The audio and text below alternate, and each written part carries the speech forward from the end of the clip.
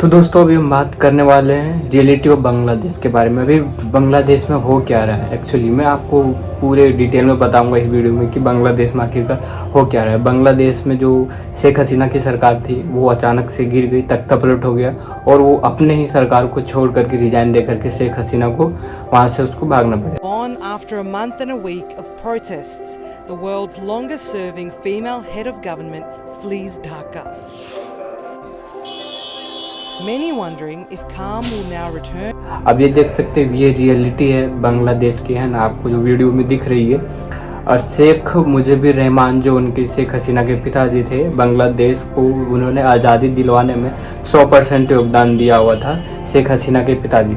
सड़कों पे लोग जो शेख हसीना के जहाँ वो रहती है उनको चारों तरफ से घेर लिया गया और शेख हसीना के घर पे लोगों ने चारों तरफ से ऐसा घेरा कि वहाँ के आर्मी को भी शेख हसीना को जो संभाला नहीं जा पा रहा है। Storming into Sheikh Hasina's official residence. Some just sat back on her couch and took in the chaos. Others. तो कुछ लोगों का कहना है कि यह स्टूडेंट लोग का प्रोटेस्ट है, ये लोग भारत के लोग बोल रहे हैं, पर मैं आपको पूरी डिटेल बताऊंगा, एक एक पॉइंट में बताऊंगा, आप वीडियो में बने रहिए। जब 1947 में अपना देश आज़ाद हुआ था, पर बांग्लादेश और पाकिस्तान ये दोनों एक ही था। बांग्लादेश था पूर्वी पाकिस्तान और पाकिस्तान था, ये दोनों एक ही था। जो शेख हसीना के पिताजी हैं उनको ये बिल्कुल पसंद नहीं थे कि ये पूर्वी पाकिस्तान रहे। उन्होंने कई सारे प्रोटेस्ट किए और प्रोटेस्ट करने के बाद उसमें लास्ट में 1971 में उसने अपना देश अलग बना लिया था। लेकिन कि 1971 से सरकारें चल रही थी, लेकिन 1975 आते आते उन्हीं के आर्मी ने उनके घर के 10 लोगों को जब उनके आर्मी ने मार दिया था, फिर लास्ट में जो मुजीबुर रहमान थे इनको ही इनके एक जनरल रैंक के अधिकारी ने इसके ऊपर लगातार गोलियां चला दी। इनके घर में कुल 17 लोगों की मौत हो चुकी थी इस टाइम पे, लेकिन इनकी 2 बेटियां थी जो आउट ऑफ कंट्री थी, बांग्लादेश में नहीं थी। वो दोनों उस टाइम पे सुरक्षित और बच गई थी। उसमें एक शेख हसीना जी थे, है ना। फिर मुजीबुर रहमान के बाद वहाँ पे BNP नामक एक पार्टी है जो बनती है, जो फुल स्टैंडर्ड पाकिस्तान को सपोर्ट करती है। और BNP ये चाहती नहीं है कि वो भारत के सपोर्ट में आए, और वो ये भी नहीं चाहते कि कोई बांग्लादेश करके नाम ऐसा कोई देश रहे। BNP को पावर में आने के बाद ही शेख हसीना ने वहाँ से अपना स्थान को छोड़ दिया और वो आके भारत में आके वो शिफ्ट हो गई। 1991 के पास वो बांग्लादेश गई और बांग्लादेश के लोगों ने उसको बहुत ग्रैंड। लेकिन BNP के अलावा एक पार्टी वहाँ पे और थी, उसका नाम था जमात इस्लामी। जमात इस्लामी एक ऐसा पार्टी जो कट्टर मुस्लिम को जो सो विचारधारा को फॉलो करता है। 2024 में इस पार्टी को वहाँ के सुप्रीम कोर्ट ने इसको इलेक्शन लड़ने का ऑर्डर नहीं दिया, तो उसको कोई प्रॉब्लम होगा, जिसके कारण ये 2024 में पार्टी वो जो सो अटेंड नहीं कर पाया, वो चुनाव जो सो नहीं रहे। ये इस्लामी की कट्टरपंथी को विचारधारा को फॉलो करते हैं और ये चाहते हैं कि बांग्लादेश में शरिया कानून लागू। शरिया कानून आप लोगों को पता होगा कि शरिया कानून ऐसा है जो मुस्लिम लोग उसका अलग हिसाब का कानून रहता है। इसका आर्टिकल और CRPC से कोई लेना देना नहीं रहता है। मैं एग्जांपल आपको भारत में देकर समझा रहा हूँ, बाकी शरिया कानून आपको चाहिए तो फिर मैं आपको अलग से वीडियो बना दूंगा। ठीक, ये सारा साफ साफ कहते हैं कि बांग्लादेश को एग्जिस्ट ही नहीं करना चाहिए, ये पाकिस्तान ही रहना चाहिए था। इसका भी BNP और इसका सेम स्टैंडर्ड था, बस BNP थोड़ा लो था, ये थोड़ा हाई था। ये मैंने जो अभी बताया वो आप थोड़ा ध्यान रखिएगा कि आखिरकार ये जमाते इस्लामिक क्या थी और ये चाहती क्या थी। अब आते हैं करंट स्टेटस पे। करंट स्टेटस में बांग्लादेश में हो क्या रहा है, इसके ऊपर मेन रीजन क्या है और इसके ऊपर पूरा अच्छे से डिस्कस करते हैं। जब शेख हसीना ने कहा कि 1971 में जो लोग बांग्लादेश को आज़ाद कराने में जितने लोग शहीद हुए थे उनको 50% आरक्षण दिया जाएगा, रिजर्वेशन दिया जाएगा, उसको नौकरी लेने में गवर्नमेंट का कोई भी सुविधा नहीं। इस बात को लेकर बहुत सारे प्रोटेस्ट हुए, है ना। शेख हसीना इसके लिए चाहती थी कि जितने लोग उस टाइम पे सपोर्ट किए थे उसको 50% का वो रिजर्वेशन मिले। लेकिन बहुत सारे प्रोटेस्ट होने के बाद ये चीज़ कोर्ट ने खारिज कर दिया और इसको हटा दिया गया। ये शेख हसीना चाहती क्यों थी? क्योंकि शेख हसीना इसलिए चाहती थी कि इनके 2 पिताजी थे शेख साहब, वो इसको कानून को ले आए थे। और लाने के बाद उस टाइम पे भी प्रोटेस्ट हुआ था, बट उनको फिर से हटा दिया गया था सुप्रीम कोर्ट के द्वारा। फिर शेख हसीना सरकार में आई, इसने भी उसको ले आया अपनी सरकार में इम्प्लीमेंट वो कर लिए थे उस टाइम, लेकिन कोई कारण था जिसके कारण हटा दिए। जब शेख हसीना इसको 2018 में वापस लेके आई इस स्टूडेंट को जिसमें 50% के आरक्षण दिया जाता है, फिर शेख हसीना आपने उसको पास किया, फिर बहुत सारे प्रोटेस्ट होने लगे, फिर इसने ऑर्डर पास कर दिए कि ये 50% का रहेगा। लेकिन कि इतना सारा प्रोटेस्ट हुआ है ना, बहुत विस्तार से प्रोटेस्ट होने लगा कि हर जगह दंगाई होने लगा, तो जिसके कारण इसको कोर्ट को वापस लेना। 1 अगस्त में फिर से स्टैंड ये लेते हैं जो स्टूडेंट लोग, जब इतना ज़्यादा प्रोटेस्ट होने लगा तो इसको वापस ले लिया गया। सुप्रीम कोर्ट ने 21 जुलाई 2024 को हटा दिया है ना, 5% रिजर्वेशन ही सिर्फ रहने दिया। 5% जब रिजर्वेशन था इसमें भी कुछ लोगों को तकलीफ थी, जब स्टूडेंट लोग को 5% में था, लेकिन ऐसा था कि चलो चलने देते, फिर स्टूडेंट को कोई दिक्कत नहीं था। लेकिन इसमें सिर्फ कुछ लोगों के स्टूडेंट के बहाने से और लोग उतर जाते हैं बांग्लादेश में प्रोटेस्ट करने के लिए।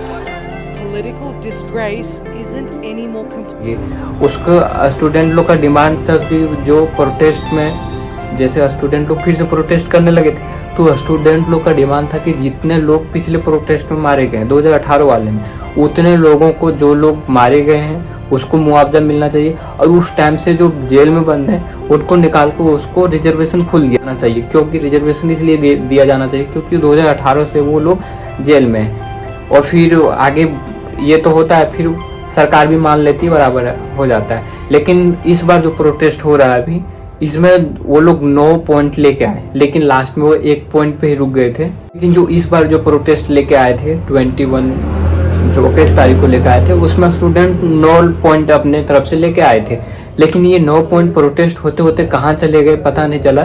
सिर्फ इसमें बस एक ही पॉइंट आया है कि शेख हसीना को सरकार से हटा दिया जाए। इसकी वजह से 4 अगस्त को बहुत बड़ा इम्पैक्ट पड़ता है बांग्लादेश पे। इसे कहा जाता है कि सिर्फ प्रोटेस्ट करेंगे, लेकिन प्रोटेस्ट के बहुत सारे इससे पहलू होते हैं कि जैसे कुछ भी प्रोटेस्ट करने वाले होते हैं जिसमें विद्रोही भी होते हैं, और उसमें बहुत सारा वायलेंट होने लगा, वहाँ बिगड़ने लगा प्रोटेस्ट को। वो पूरे 4 अगस्त को बांग्लादेश में भयंकर प्रोटेस्ट होने लगा। इसी वजह से कई सालों की जान भी चली गई बांग्लादेश में। 5 अगस्त आया, उस दिन भी प्रोटेस्ट हुआ। 5 अगस्त को ढाका में जो शेख हसीना रहती है उनके घर के चारों तरफ को घेर लिया। Thousands storming into Sheikh Hasina's. और घेर लिए जाने के बाद वहाँ के जो जनरल रैंक के आर्मी ऑफिसर थे उसने साफ साफ कह दिया शेख हसीना को कि आप ऐसा कीजिए, आप देश को अभी कुछ टाइम के लिए छोड़ दीजिए, यहाँ पे इसको आपको ये लोग चारों तरफ से घेर लिए, अब कुछ भी हो सकता है। फिर आगे इतना बड़ा प्रोटेस्ट हो गया, वहाँ जो जनरल रैंक के अधिकारी थे उसने तो उसको भेज दिया था शेख हसीना। लेकिन भारत को वो आने वाले फिर आते हैं वो अपने मेन पॉइंट पे। लोग बोलते कि स्टूडेंट प्रोटेस्ट था, लेकिन कि वहाँ के सुप्रीम कोर्ट ने रिजर्वेशन को हटा दिया और ये प्रोटेस्ट को ख़त्म कर दिया जाएगा। इसी तरह रिजर्वेशन को हटा दिया, आप कितने तरह से प्रोटेस्ट आप कर सकते हैं, लेकिन कि आप वहाँ पे रिजर्वेशन को हटा दिया गया था, है ना। और जो पहले 1971 में जो चालू था उसी को चालू कर दिया था। लेकिन इस प्रोटेस्ट का फ़ायदा उठाए, है ना, जमाते इस्लामी, जो आपको मैंने पहले बताया था कि ये लोग फंडामेंटल एक ही रखते हैं कि ये पाकिस्तान के सपोर्टर में रहते हैं। ये चाहते हैं कि नहीं कि बांग्लादेश तो एग्जिस्ट करे। वो चाहते थे स्टूडेंट प्रोटेस्ट के आड़ में आकर के वो भी अपना दंगाई वहाँ पे शुरू कर दे। और वो मुजीबुर रहमान जैसे उसको मारा था आर्मी वालों ने, वैसे माहौल बना रहे थे कि ये लोग भी शेख हसीना को उसी तरह टारगेट करेंगे, लेकिन ऐसा नहीं हो पाया। और दूसरा बात सीआई आखिरकार इतना बड़ा प्रोटेस्ट हो रहा है, सुप्रीम कोर्ट ने उसको रिजर्वेशन को हटा दिया, फिर भी प्रोटेस्ट हो रहा है, तो उसमें सीआईए भी आता है। इस साल 7 जनवरी को बांग्लादेश में इलेक्शन था, वहाँ पे सीआईआई और बीएनपी पार्टी जो है बीएनपी पार्टी, वहाँ पे उसने मुझसे मुलाकात की और उससे बात किया। लेकिन बात यहाँ ये आती है कि अमेरिका एक दूसरा देश है और बांग्लादेश के इलेक्शन में उसका क्या काम आ गया, जो कि वो लोग आके यहाँ पे मीटिंग की। इस लोग बीएनपी भी ऐसी नहीं, जब पार्टी थी उनसे भी आकर के मिले।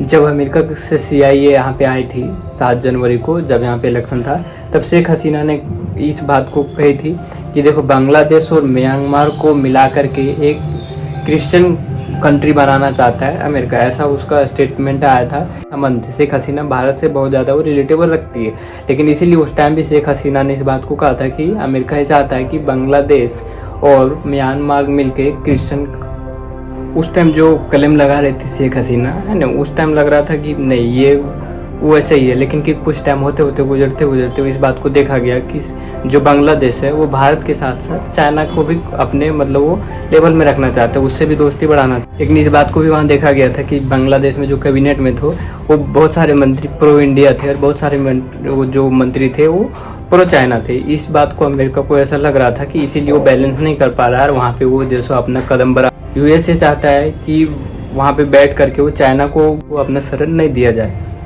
अमेरिका साफ साफ चाहता है कि एक नया कंट्री बने। आप देख सकते हो म्यांमार में भी तख्ता पलट हो गया, यहाँ पे भी तख्ता पलट हो गया, और ये अपना जो मणिपुर में जो हुआ था कुछ दिन पहले हिंसा, वो भी उसका भी लेवल कहीं ना कहीं से वो अटैच किया जाता है कि जैसे अमेरिका का ही हाथ हो सकता है, क्योंकि वहाँ वैसा वो माहौल बनाना चाहता है ताकि वो अलग देश अपना वो जो। लेकिन जो शेख हसीना थी वो भारत के साथ साथ चाइना को भी बैलेंस करके रखना चाहती थी, पर उसका उतना ग्रैंड वेलकम नहीं हो पाया था चाइना में कि जितना वो एक्सपेक्ट करती थी। क्योंकि आपने देखा हो कि जब वो इलेक्शन जीती थी उसके बाद वो पहले चाइना जाना प्रीफर कर रही थी, लेकिन उसको उतना ग्रैंड वेलकम नहीं मिलने के बाद, जितना एक्सपेक्टेशन था उसको उतना नहीं मिलने के बाद वो पहले वो भारत में आई। और भारत में आप जानते हो कि शेख ऐसा लोगों को लगता है कि वहाँ पे स्टूडेंट लोगों का प्रोटेस्ट था, लेकिन बस ऐसा नहीं था। वहाँ पे सीआई वालों के भी हाथ थी, और जो एक सरिया कानून जो आपको पहले बताए थे वो जो वो पार्टी थी उनके भी हाथ थी। सिर्फ स्टूडेंट लोग एक फेस थे, बाकी लोग सारा पीछे से वो सारे वही लोग कर रहे थे। क्योंकि जो शेख हसीना के पिताजी थे एंड उसकी मूर्ति जो लगी to topple a statue of Miss Hasina's father. He was also the father of her party and दिलवाया था, तो इनको तो ग्रेट फादर ऑफ बांग्लादेश कहना चाहिए। पर क्या इसमें जो एक जमात वाले थे वो ही नहीं चाहते थे कि बांग्लादेश कोई देश है या तो वो एग्जिस्ट करे, है ना, जिसके कारण साफ साफ पता चल सकता है कि वो डायरेक्ट एकदम वो सिर्फ स्टूडेंट लोग को फेस रखा है, बाकी सारे लोगों को वो सिर्फ आगे कर देता है, बाकी पीछे से अपने सीआई और जमात वाले ही सारे वो उसको वन करते हैं।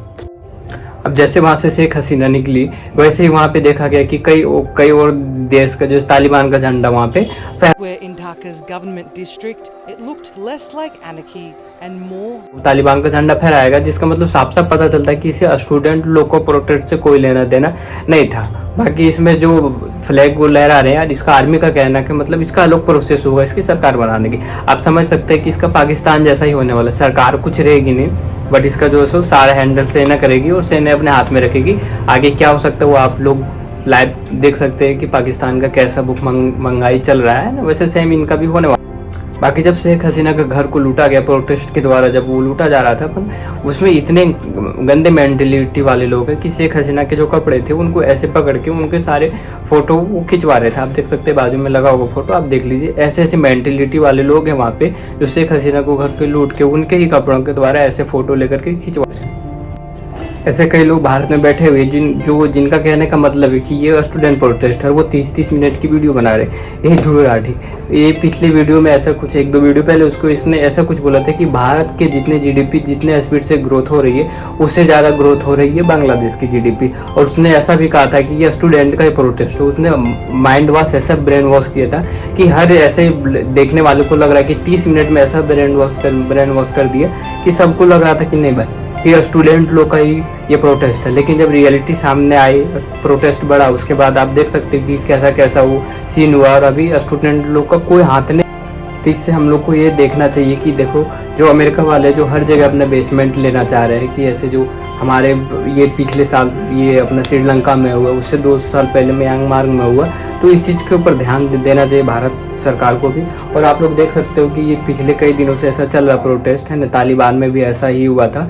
पर ये चाइना को भी टारगेट करना चाहते हैं और भारत को भी दबा के रखना चाहते हैं। लेकिन हमारे कुछ यूट्यूबर हैं जो डायरेक्ट टारगेट करते हैं कि डिक्टेटरशिप ये है। कुछ दिन पहले ये शेख हसीना के बारे में भी ऐसा ही कुछ बोल रहे थे, बांग्लादेश के बारे में ये ऊंचाई करके ऐसा कुछ दिखा रहे थे, पर उस टाइम में था। लेकिन अब यही जो 30 मिनट की वीडियो बनाने वाले जो माइंड वॉश करने वाले हैं वो स्टैंड नहीं ले पा रहे हैं, वो दोनों तरफ से बोलते हैं। लेकिन ऐसा नहीं है कि आप लोग जो भी हो रहा है वहाँ पे आप उसको समझिए, देखिए, तभी उसके ऊपर इसके ऊपर भारत का बहुत बड़ा इफेक्ट पड़ रहा है। क्योंकि जो वहाँ के जो जिसने वो आज़ादी दिलवाई थी उनकी मूर्ति तोड़ी जा रही है वहाँ पे, तो आप समझ सकते हैं इसका कितना गंदा इफेक्ट पड़ेगा भारत पे।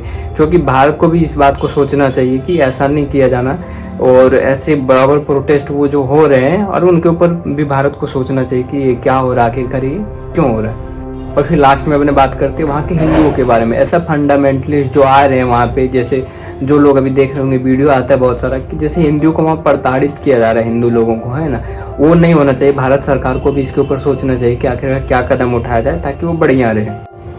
चलिए तो लास्ट में अब बात करते हैं कि बांग्लादेश के हिंदुओं, अब आप देख रहे होंगे कि न्यूज़ चैनलों में या तो कहीं फेसबुक वगैरह में कि उतना कितना प्रताड़ित किए जा रहे हैं वहाँ को, हिंदुओं को। ये गलत हो रहा है, ये नहीं होना चाहिए और भारत को भी इसका स्टैंड लेना चाहिए कि वहाँ को हिंदू को कैसे बचाया जाए और कुछ अच्छा किया जाए ताकि वहाँ के हिंदू लोग जो प्रताड़ित ना हो। चलिए वीडियो को एंड करते हैं यहाँ।